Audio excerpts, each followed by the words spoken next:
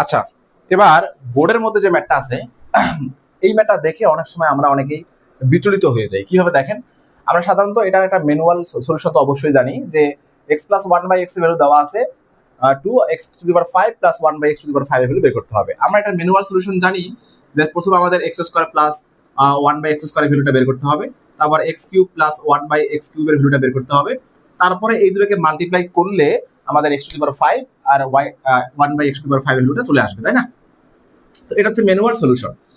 তো আমরা অনেকে এই ম্যাটটা দেখার পরে আমরা এই কাজটা করা শুরু করে দিই। হ্যাঁ, এমসিকিউর মধ্যে তো আপনি এত সময় পাবেন না, ঠিক আছে? তো অবশ্যই ওই সময় আপনার মাথায় রাখতে হবে যে অবশ্যই যারা ম্যাটটা দিছে তারা অবশ্যই এখানে একটা কোনো ট্রিক্স রাখছে। সেটা দেখেন, এটা ভ্যালুর মধ্যে সেটা এখানে কত দেওয়া আছে, x প্লাস 1/x ভ্যালু দেওয়া আছে 2, তাহলে x প্লাস 1/x ভ্যালু দেওয়া আছে কত, 2। আচ্ছা, এখানে 2 ছাড়া কিন্তু অন্য কোনো ভ্যালু হলে তখন কিন্তু আমাদের এই ট্রিক্সটা কাজে আসবে না, ঠিক আছে? দেখেন, আমাদের x এর ভ্যালু যদি আমরা 1 নেই তাহলে 1/1 এর ভ্যালুটা কত আসতেছে, 2।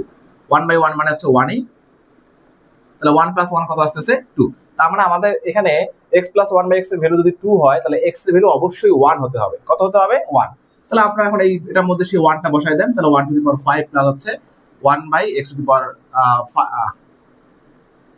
1 টু দি পাওয়ার 5, এটা ভ্যালু কত আসতেছে, 1 প্লাস হচ্ছে 1, 1/1 মানে 1, 1 প্লাস 1 মানে হচ্ছে 2। তার মানে বোঝা যাচ্ছে যে এটা ভ্যালু কত আসবে, 2। কথা কি বুঝতে পারছেন সবাই?